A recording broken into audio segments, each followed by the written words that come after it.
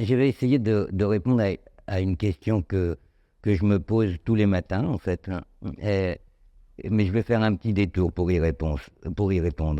Cette question, c'est, on me demande souvent le matin, ah ben, voici le professeur Velkovitch, et j'étais en train de te remercier quand tu n'étais pas là. Alors, mais je t'ai remercié in absentia, donc je te remercie encore en ta présence. Alors, tous les matins, on me dit, comment vas-tu? Et moi, je réponds, Alal Panim. Et alors, ça c'est vrai, hein, il y a des gens dans la salle qui peuvent en attester. Et je me demandais qu'est-ce que ça voulait dire, cette phrase que je disais de manière quasiment automatique tous les matins, depuis que je suis en Israël en fait, hein. Et donc je vais me poser la question et je vais essayer de répondre à cette question. Alors ça commence par, alors je regarde dans le texte, évidemment le texte, on ne trouve pas exactement ça. Mais ils vont savoir tout à l'heure. Euh, Dans le texte, si on regarde dans le texte, on ne trouve pas vraiment. En revanche, on trouve Vaïpoul al Panav. Vaïpoul al Panav, c'est-à-dire il tomba sur sa face. Par exemple, Vaïpoul Avram al Panav. Avram, pas toi, hein. L'autre. Vaïpoul Avram al Panav, Abraham tomba sur sa face. Et alors je me demande, qu'est-ce que ça. On va commencer par là, on va se demander qu'est-ce que ça signifie. Pour la comprendre, je vais vous proposer de faire un petit parcours avec moi, de nous arrêter un petit instant sur le personnage d'abord d'Abraham, à partir d'une autre formule bien plus connue et de son interprétation la plus courante sur laquelle j'ai un petit commentaire à faire. Alors, ça commence comme ça, et Dieu avait dit à Abraham, toujours l'autre, hein, pas toi, Lech Lecha, quitte ton pays, la terre où tu es né, quitte la maison de ton père, va-t'en vers la terre que je t'indiquerai. Tout le monde connaît cette phrase. On aime on aime à y voir la scène d'un adolescent doué qui s'oppose effrontément aux habitudes rétrogrades de son père, et c'est devenu comme un symbole du progrès, cette phrase. Quelques versets plus haut, une autre petite phrase, dont vous vous souvenez aussi, relate le décès du frère d'Abraham, qui s'appelle Haran, le frère cadet, qui a fait l'objet d'un commentaire talmudique extrêmement fécond dans le Midrash Rabbah, et c'est ce commentaire qui a été à l'origine de l'expression « briser les idoles », passé dans le langage courant avec le succès qu'on lui connaît.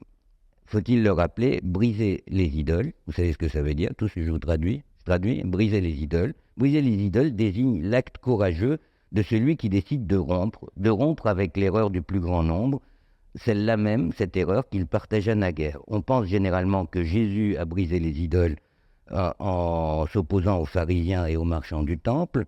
On pense que Marx a brisé les idoles en se démarquant de la philosophie de l'histoire de Hegel, tout comme Freud aurait brisé les idoles selon la légende, en osant affronter la pudibonderie du XIXe siècle. Ce modèle résulte d'une lecture bien naïve du texte biblique, comme je vais essayer de vous le montrer, mais plus grave, d'une lecture aux retombées idéologiques et politiques assez graves et durables.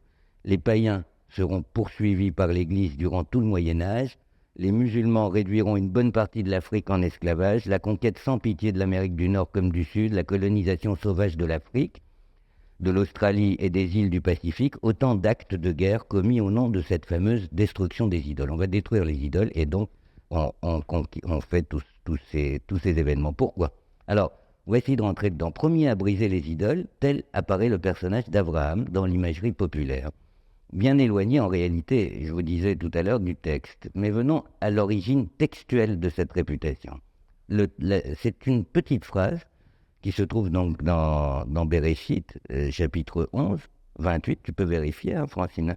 Haran mourut devant la face de son père, Pnei Terah, dans son pays natal, à Ur-Kasdim. Alors, un midrash relate les circonstances du drame au cours duquel Haran est mort devant la face de son père.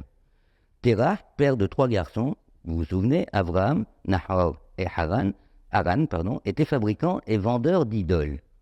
Alors, je ne sais pas, parce que aujourd'hui, les gens qui sont loin comme ça pensent que c'est un métier éloigné, un métier de l'Antiquité. Moi, j'ai connu beaucoup de fabricants d'idoles et de vendeurs d'idoles. C'est un très bon métier, d'ailleurs. Et je les ai rencontrés en Afrique, hein, bien sûr, mais c'est un bon métier. Alors, un jour, le fabricant d'idoles en question confie son échoppe à Abraham, le fils aîné. Survient alors un premier client qui veut acquérir un fétiche. Abraham lui demande son âge. Il dit: quel âge as-tu? Et le client répond: 50, 60. Voici un homme, voilà ce que répond Abraham. Voici un homme qui est âgé de 60 ans et qui veut adorer ce qui n'a qu'un jour. Le raille Abraham, qui savait quant à lui que son père avait fabriqué la statuette la veille. C'est comme ça que raconte le Midrash. Survint alors un second client, c'était une femme, qui souhaitait offrir de la nourriture aux dieux fabriqués. La phrase est exactement celle-là: les dieux fabriqués. Abraham se saisit d'un bâton et, à ce moment-là, fracasse toutes les idoles, sauf la plus grande, à la main de laquelle il fixe le bâton. Voilà donc la scène montrant Abraham brisant les idoles. Elle ne se trouve pas dans le texte lui-même, mais dans le Midrash, dans le Midrash Rabbah dont je vous parlais tout à l'heure. Et après, son père, furieux, l'interroge au sujet du massacre de statues. Et il répond: eh bien, écoute, elles se sont disputées la nourriture, la plus grande furieuse a brisé toutes les autres. Mais est-ce que c'est seulement possible? Répond le père. Est-ce que c'est seulement possible? Elles ne comprennent rien. S'écrie le père, qui ne décolère pas. Alors c'est alors qu'Abraham, le fils, coince son père dans ses propres contradictions par cette phrase qui est restée célèbre: tes oreilles seraient-elles sourdes aux paroles de ta bouche? Puisque le père a dit: elles ne comprennent rien. Alors le fils lui dit: est-ce que tes oreilles seraient sourdes aux paroles de ta bouche? Et le fils prétend ici démontrer au père qu'il reconnaît de fait l'impuissance des idoles qu'il fabrique. Alors furieux, Terah, le père, livre son fils Abraham, le sceptique, le sacrilège. Il le livre à la justice du roi Nemrod. Après une dispute digne des grands moments de l'Inquisition au sujet de leurs croyances respectives, Nemrod condamne finalement Abraham au bûcher. Jeté au feu, il y reste vivant, dans le feu, 3 jours et 3 nuits, sans ressentir le moindre mal, et il en ressort indemne. C'est alors qu'on demande à Haran, son frère, magicien et fabricant d'idoles, puisque c'était une famille de magiciens, de fabricants d'idoles. C'est des gens comme j'en connais plein en Afrique, je vous dis, c'est un bon métier. Tout comme leur père. Mais pour qui es-tu? Pour Nemrod ou pour Abraham? Il demande au fils, au frère d'Abraham. Et le fils, qui voit qu'Abraham est sorti victorieux de l'épreuve, dit: je suis comme Abraham et je suis pour lui et pour son Dieu. Alors on le jette au feu à son tour, mais lui, évidemment, il périt devant son père, les entrailles carbonisées, et de là provient la phrase: Haran mourut devant la face de son père. C'est comme ça qu'on explique la phrase: Haran mourut devant la face de son père. Ce récit a imprimé sa forme avec une telle vigueur qu'on en retrouve la trame des siècles plus tard, à chaque intervention militaire injustifiable, à chaque bûcher de sorcière, à chaque fois que musulmans ou chrétiens ont pensé apporter la lumière à des sauvages embourbés dans leur culte primitif. À chaque fois, il s'est agi de briser leurs idoles. Et les idoles sont produites par des naïfs ou des charlatans pour exploiter la crédulité du peuple. Ça, c'est plutôt les Ashkénazes qui écoutent ce genre de choses. Bon, non, c'est une blague juste pour ma voisine. Ça. Bon, alors, le thème de la facticité a été vivement mis en lumière par Charles de la Brosse, que vous connaissez évidemment, dans son livre magnifique qui s'appelle Le culte des dieux fétiches, qui a été écrit en 1760 et qui a repris l'étymologie du mot fétiche et qui en a fait d'ailleurs quelque chose de très très célèbre, puisqu'il le fait dériver du portugais fetiço, chose fait, chose fait, comme une fée, quoi. Autrement dit, sortilège, objet sort. Si Charles de la Brosse prend à son tour le thème de la nourriture, il l'emprunte sans doute, lui, à l'additif hellénistique au livre de Daniel. Dans Bel et le dragon, Daniel invente un stratagème pour démontrer que ce ne sont pas les statues du dieu Bel qui mangent les mets apportés en offrande par le roi, mais bien les prêtres et leurs familles, puisque lui, Daniel découvre qu'on importe de la nourriture pour les fétiches, et en fait, tout est fermé, puis les prêtres rentrent par une porte dérobée et vont prendre la nourriture, et puis ils mangent la nourriture. Vous voyez que c'est toujours la même scène qui se répète à travers les temps. Découvert aux traces de pas laissées la nuit sur la farine, c'est un peu comme Tintin au Congo, c'est à peu près la même chose, qui retrouve les mêmes images. Découverte aux traces de pas laissées la nuit sur la farine déposée devant l'autel par le rusé Daniel, les prêtres sont mis à mort par le roi Astyages et l'idole du dieu Bel détruite en même temps que le temple qui lui est dédié. Or, ces récits dont je n'ai donné ici que la logique et dont on retrouve les duplications tout à travers la littérature, religieuse, philosophique, ethnologique et même psychologique, depuis l'épisode du veau d'or dans l'Exode, qui d'une certaine manière en est une variante, jusqu'aux élaborations freudiennes sur la pensée magique, puisqu'on retrouve les mêmes choses chez Freud à peu près, sont à mon sens nées d'un contresens, et je vais essayer de regarder de plus près le contresens.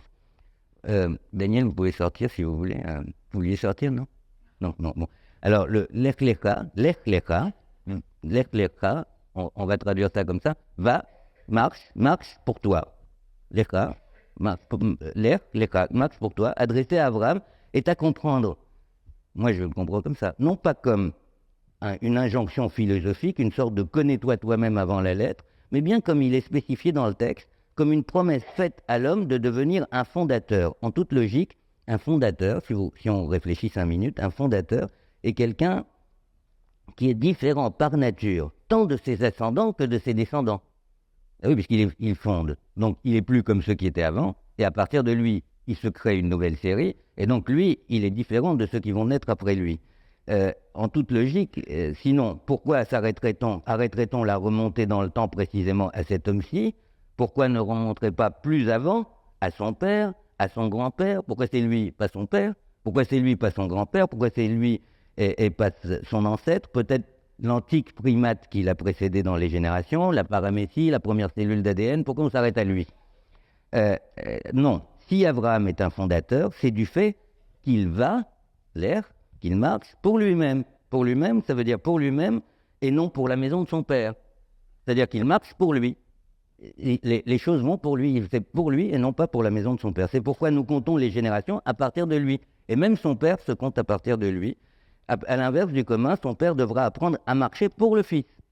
C'est ainsi qu'on apprend d'ailleurs dans ce même Midrash que Terach quitte Ur Kasdim avec Abraham, alors qu'on aurait dû dire Abraham quitte avec son père. Mais la véritable question du fondateur est bien celle de la descendance, on comprend bien. Je ne parle pas des enfants d'Abraham, puisqu'on apprend par ailleurs qu'il en a eu beaucoup, des enfants, en plus d'Isaac et d'Ismaël, je veux dire, mais d'une descendance d'une autre nature, qui se distingue tant de lui que de tous ceux qui ont été engendrés jusqu'alors, car le fondateur n'est pas seulement différent de tous ceux qui l'ont précédé, il est aussi différent de tous ceux qui vont lui succéder. C'est précisément ce que Dieu promet à Abraham. Va-t'en pour toi, et je ferai de toi un grand peuple. C'est pourquoi la belle expression Lech Lecha, qui est aussi en hébreu une allitération et une sorte de jeu de mots, se retrouve une seconde fois dans le texte lorsque Dieu demande à Abraham de lui sacrifier son fils Isaac. Il lui dit alors, prends ton fils unique, celui que tu aimes, Isaac, et va-t'en pour toi, Lech Lecha, vers la terre de Moria, pour me l'offrir en holocauste sur une des montagnes que je t'indiquerai. Car tel est le travail intérieur d'un fondateur, renoncer à son père, à sa terre et tout ce qu'il a engendré, premier Lech Lecha, renoncer à tout ce qu'il a fabriqué, mais aussi et peut-être même surtout, renoncer à tout ce qu'il fabrique comme étant sorti de lui-même, renoncer à ce que son fils lui ressemble en fait. C'est le sens de la fameuse scène du sacrifice d'Isaac, au cours de laquelle Abraham démontre qu'il est capable de renoncer à la vie de son fils, et cela dans le seul but de fabriquer quelque chose qui n'a jamais été, d'initier un monde qui n'a jamais existé. Il est alors compréhensible qu'une telle fonction de fondateur nécessite une fabrication spécifique, une initiation. Une initiation, c'est ça une initiation, au sens fort du mot. Un tel homme, un fondateur, n'est pas donné, il n'est pas né ainsi, il a été fabriqué, forgé au feu, et à toute une série d'épreuves. Vous savez que Maïmonide dénombre 10 épreuves qu'aurait traversé Abraham. Je vous les passe rapidement. Je vais trop vite. Ah, pardon. Le départ de son pays, une épreuve. L'épreuve par le feu, 2 épreuves. La famine en Canaan, 3 épreuves. L'enlèvement de Sarah par le pharaon, 4 épreuves. La guerre contre les 4 rois.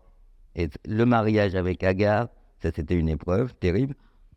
La circoncision, sa propre circoncision, l'enlèvement de Sarah par Abimelech, l'expulsion de Hagar, l'expulsion d'Ismaël, le sacrifice d'Isaac, tout ça, toutes les épreuves qu'a traversé Abraham. C'est Maïmonide qui dit qu'il y en a 10. C'est beaucoup, hein? Alors il faudrait comprendre la destruction des idoles, non pas comme une opposition à la religion des idolâtres, mais bien comme un effort hors du commun pour pénétrer le secret des idoles jusqu'à être initié à un nouveau Dieu qui n'a pas encore de culte.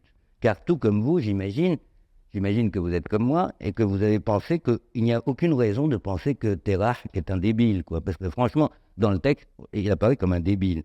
Crédule, demeuré, quoi. Moi, je suis sûr que Terach est un type très bien aussi. Pourquoi il serait moins bien? Ben oui. Terach, comme tout fabricant de fétiches, moi je connais les fabricants de fétiches, je sais comment ils pensent, les fabricants de fétiches, c'est parfaitement que ce n'est pas dans le fétiche qu'il y a la force. Parce que je sais comment on fait un fétiche. On fait un fétiche, et la force, elle n'est pas dans le fétiche, on la met sous le fétiche.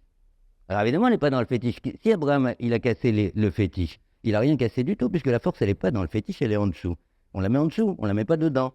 Alors, il le sait, lui. Donc, il voit Abraham qui fait son cercle, hein, et il le regarde avec un petit sourire condescendant, je l'imagine, il est affectueux devant les sarcasmes de son fils, il est sans doute ému par la volonté farouche qu'il voit chez son fils de pénétrer le noyau. Il veut connaître les secrets. Il sait, lui, que celui qui s'oppose cherche à asseoir la conviction dans son âme, c'est pour ça qu'il s'oppose. Plus encore, je l'imagine qu'il finit par dire à son fils « C'est bien maladroitement que tu t'essayes à pénétrer le secret des divinités, mais cette soif de savoir te mènera loin.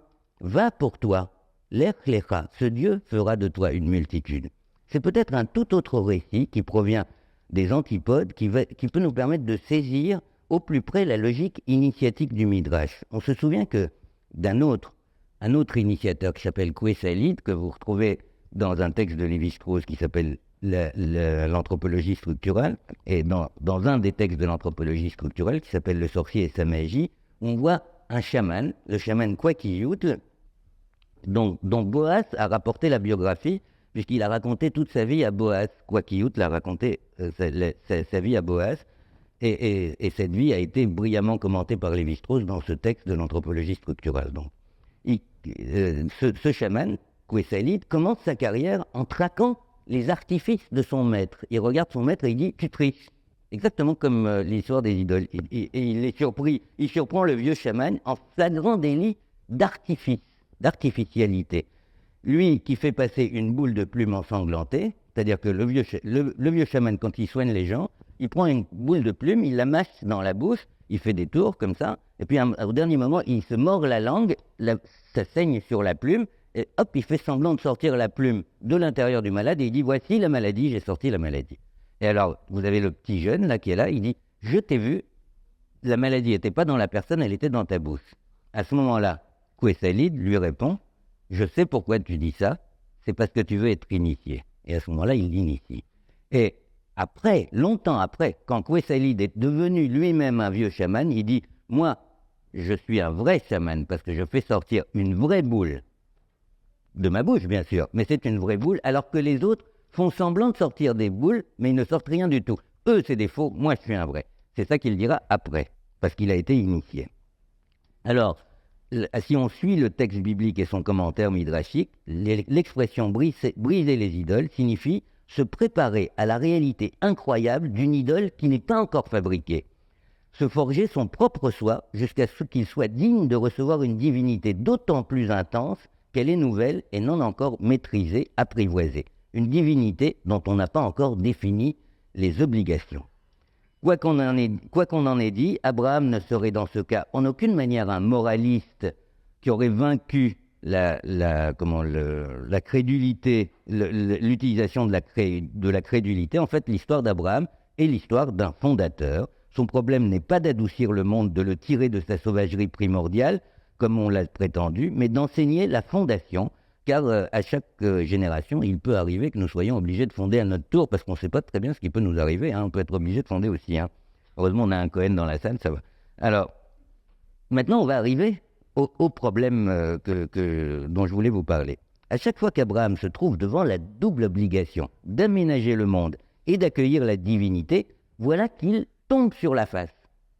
C'est là qu'on trouve « Vaïpol alpanav ». C'est là qu'il tombe sur la face.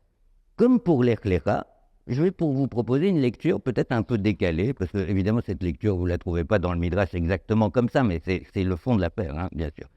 Alors, remarquons d'abord que le mot qui en français désigne l'occupation de l'être par un invisible non humain, je veux dire, tel qu'un esprit, une divinité ou même un dieu. Ce mot qu'on traduit en général par possession, en français, être possédé par un esprit, être possédé par un dieu. Hein. Enthousiasme, entheos en grec, avoir le dieu dedans. Enthousiasme, être pris d'enthousiasme, entheos, avoir le dieu dedans. Ce mot-là, possession, dans les langues sémitiques, il existe, hein, dans les langues sémitiques.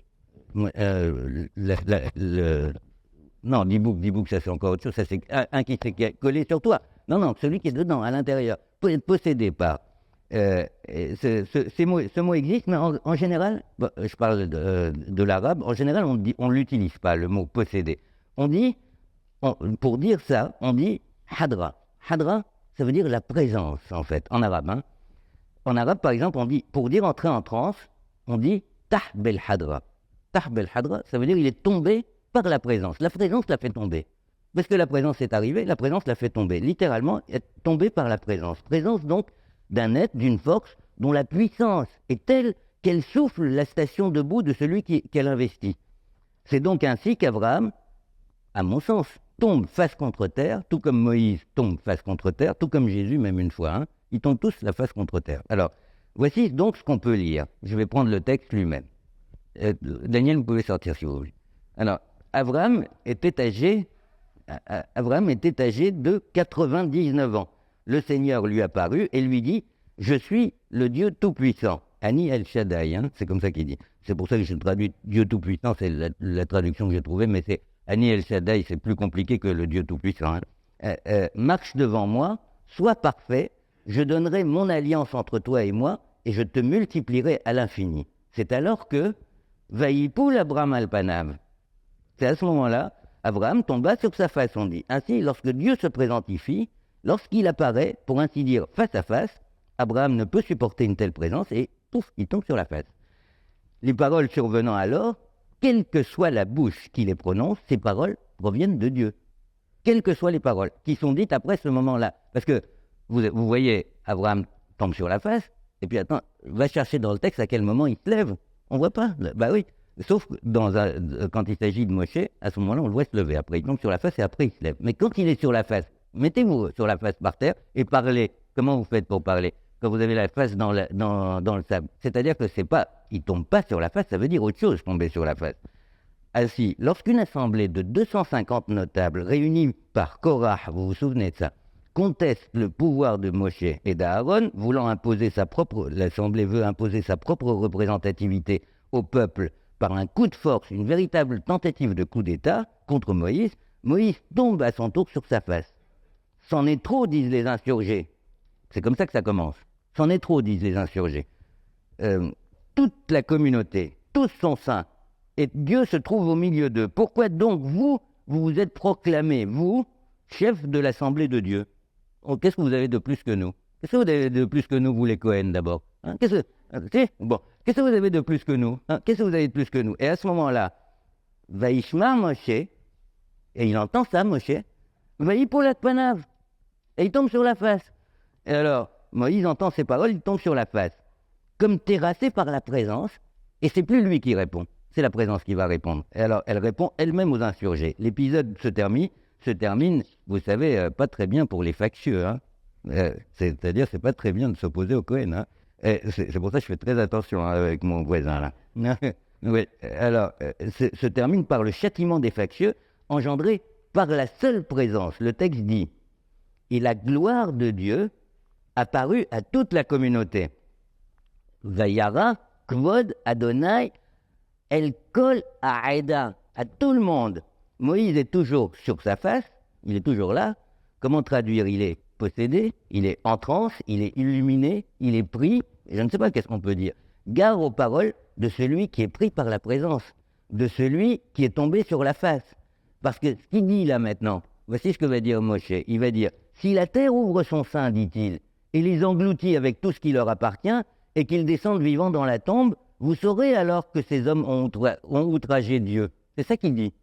Et qu'est-ce qui se passe après? Il a juste dit ça. Hein. Il est là sur la face, la terre dans le sable, et il dit cette parole. Et alors qu'est-ce qui se passe? Lorsque Dieu parle ainsi, ce n'est pas lui qui parle. On voit bien. Sa parole est déjà monde. La terre ouvre son sein et elle les dévore, eux et leurs maisons, et tous les gens de Korah, et tous leurs biens. la terre se referme sur eux et ils disparurent du milieu de l'assemblée. Puis un feu s'élança de devant Dieu et consuma les 250 hommes qui avaient offert l'encens. Ainsi, l'apparition projette le prophète à terre, littéralement soufflé par la présence de Dieu, et cette présence n'est pas seulement possession, elle est action dépassant l'entendement du monde. Voilà donc ce que signifie sur sa face, à mon sens, alpanav, tomber sur la face, non pas être possédé, mais laisser place à l'intentionnalité, à la vie, qui est toujours, comme vous le savez, la vie n'est jamais dans les êtres humains. L'hébreu connaît cette singularité des êtres humains, qui ne leur applique jamais l'épithète, Hay, vivant. En hébreu, Dieu est Hay, Dieu est vivant. Am Israël Hay, le peuple est vivant, mais pas les humains. Du moins, de leur vivant, ils ne sont pas vivants, puisque les morts seront accueillis dans Beth El Haïm, la maison des vivants, qui est le cimetière, et là, ils sont vivants, parce qu'ils sont morts. Les autres, ils ne sont pas vivants. L'épithète Hay, vivant, semble s'appliquer plutôt à Dieu, au peuple, aux morts, mais pas aux humains vivants. Plus même, il semble que c'est précisément la substance du vivant qui manque aux humains. C'est ça qui manque aux humains, le Nishmat Haïm, le souffle de vie. C'est pourquoi Dieu insuffle dans les narines d'Adam Nishmat Nefesh Haya, que j'aime traduire moi par un soi vivant, c'est-à-dire une intention autonome. Mais s'il arrive que les êtres humains perdent ce contact de l'intérieur, ce contact bronchique pour ainsi dire avec le Nishmat Haïm, le souffle de vie, les voilà sans Nefesh Haya, totalement dépourvus d'intention propre, comme des marionnettes agies, livrés de ce fait à toutes les pressions, tous les désirs, toutes les forces qui pullulent dans le monde, les volontés, les forces, les esprits. Est-ce pour cette raison que dans l'hébreu moderne, cette expression argotique, l'une des rares, m'a-t-on dit, à ne pas provenir ni de l'arabe ni du yiddish, parce qu'il n'y a pas d'argot en hébreu, tout l'argot provient de l'arabe ou du yiddish, mais de l'intérieur de la langue, cette expression que tout le monde connaît, manishma, al-alpanim, sur la face, signifie au plus mal en fait, ça veut dire au plus mal, al-alpanim, au plus mal, au 36e dessous. Peut-on ajouter maintenant, ça veut dire sans souffle intérieur, al-alpanim, sans souffle intérieur, c'est-à-dire livré sans défense au premier diable qui passe. Merci beaucoup.